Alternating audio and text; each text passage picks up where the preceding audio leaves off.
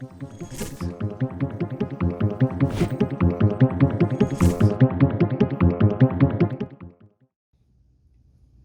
it going today, knife nerds?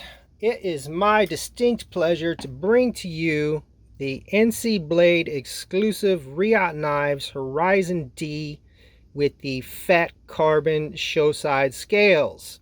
Now, this is currently still available. You can buy this right now. It's a very limited run. There are only 40 of each of the 3 colors that are available. This is the Arctic Storm Blue. They have the red, which they call Lava Flow, and I forget the name of the white, but they have a white fat carbon there.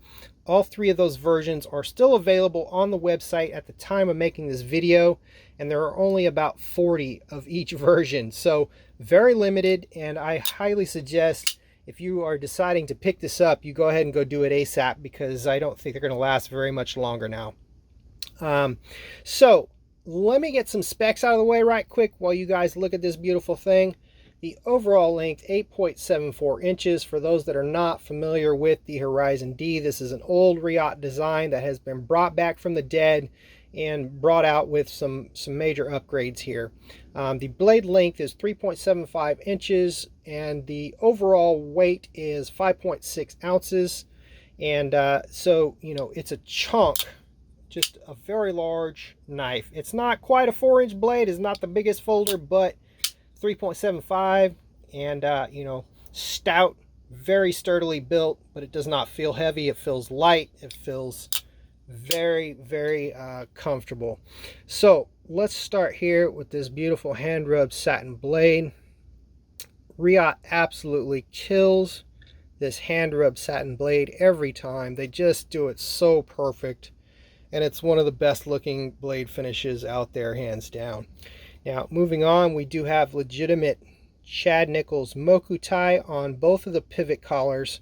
And we're getting into this fat carbon, which, you know, I just cannot overstate here how beautiful this fat carbon is when you see it in person. It does not photograph very well. It does video a little better, but the photograph, you know, it's not the most photogenic material.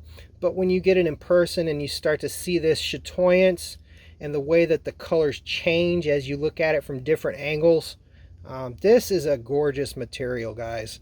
It just looks so darn amazing, and gives you that sort of 3D illusion kind of look to it, you know, color change like the 90s paint that lowriders used to put on their cars. So moving around here, we do have this beautiful, if I can get my fingerprints off of it, beautiful mirror polished titanium anodized backspacer, and the Moku tie pivot collar on the back side as well. And the fat carbon is inlaid into the frame here. And then as an upgrade option, you can get a full Moku tie pocket clip. Now this is the Chad Nichols Moku tie, not some Chinese knockoff. This is the real stuff.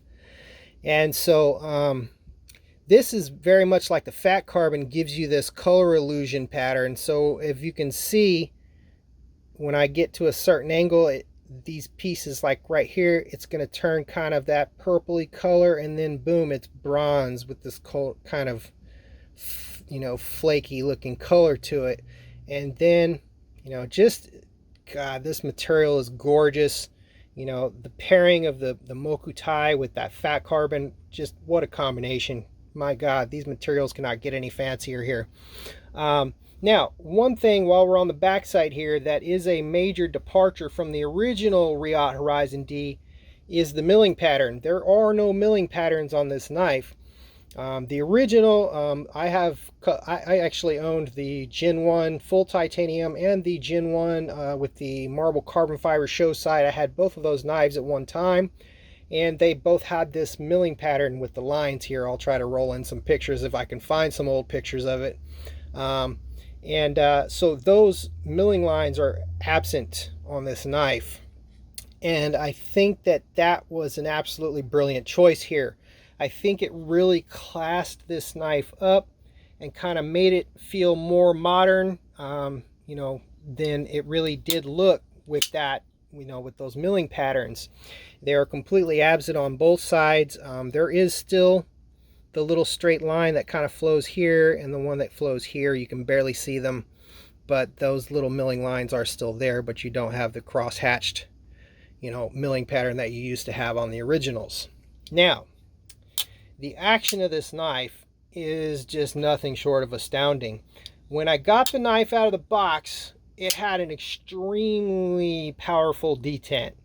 I would have rated it a 9 or maybe even a 9.5 on the detent scale. Just super, super strong, but not hard to deploy because of this, the way that this flipper tab is canted forward and the way it's designed to work with this big, weighty 3.75 inch blade. The flipper tab is designed to work perfectly. And even with a super hard detent, it was easy to deploy. Now, I personally like my knives a little bit drop shutty, if not full guillotine. And so that was not something that I was going to get out of this knife unless I adjusted the lock bar. So I went ahead and did that. That was my personal preference. Most people would be perfectly satisfied with the detent, how it comes from the factory. I just liked a little drop shutty, so I did a little bit of tuning there and made it drop shutty. And man, I really did not lose any at all of the power of this detent, as you can see and hear by the noise that this thing makes on lockup. It is a very strong detent. There is no failing this deployment at all. Even if I try as soft as I can, it's not going to fail, none whatsoever. And since I tuned out the detent a little bit softer, it made it a little easier for me to go ahead and use this fuller and pull the Spidey flick. Now, you can do this out of the box. Even with that solid 9 detent, you can still use the fuller and flick it. But I made it a little easier on myself by decreasing that detent tension just a little bit. And man, it absolutely fuller flicks like a champ. It's quite enjoyable to do. You definitely want to get your finger kind of down here towards the end of the fuller, and it makes it a little bit easier. But yeah, it just flies out. And man, what an action on this thing all around. Just solid, fast, smooth, all of the above. It is riding on 18 ball multi-row bearings. Now, one thing that I did do in addition to tuning the detent myself was I swapped in the Skiff 18 ball multi-row bearings. It was just a few months back that Steve Skiff went ahead and released some replacement bearings that are specifically made for the Reate and the CKF knives that take those 18-row multi-row bearings that have the plastic cages. So now I'm going to roll in a picture right here, and you can get a look of the comparison and see that the Skiff bearings are a direct replacement for the bearings in this knife and any other Reate or CKF that takes the multi-row bearings. This is not going to change the action if you decide to put the Skiffs in there. It's not going to do that. It's the same amount of balls, 18 balls per bearing.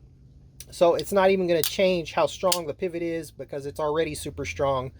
But what it will do is give you a material upgrade on the cage. It's just a personal preference of mine. I don't like plastic cages, so if there's a replacement bearing that's going to come with those nice CNC machined phosphor bronze cages, I'm probably going to replace it. And that option was available for this knife, so I went ahead and did that. And to great degree, it is absolutely flawless in here. It still feels just as good as it did out of the box, if not better.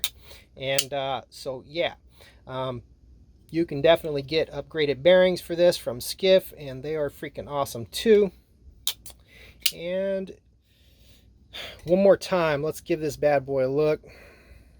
Beautiful fat carbon, gorgeous satin finish here. Now, ergonomically, the knife is perfect. It's big, it's, stout, it carries good in pocket, it's not too heavy, it's not light, and it's not a pussy knife. This thing is a beast, okay? That's a big chunk of blade right there. And yeah, this thing, if you're If you're not into safe queens, this thing can double as a hard use knife all day long. You can absolutely get work done with this beast. But it is elegant at the same time. So if you want to safe queen it, because it's going to be a pretty rare knife, you can certainly do that. I will probably carry and lightly use mine. I won't beat it up, but I will use it because it's just too good not to use. This thing is made to be used. It's a beast of a knife that cuts very well. It's super slicey here. I'd say about 15 to 16 thousandths behind the edge. Good flat grind. You know, fast deployment. Just a great knife all around. These are still available. If you want to pick one up, I'm going to drop a link down in the description for NC Blade, so you can go by and pick one of these up. Other than that, I'm going to go ahead and get out of here. You guys have a great rest of your day, and we'll see you in the next review, which I have coming up shortly here. Later.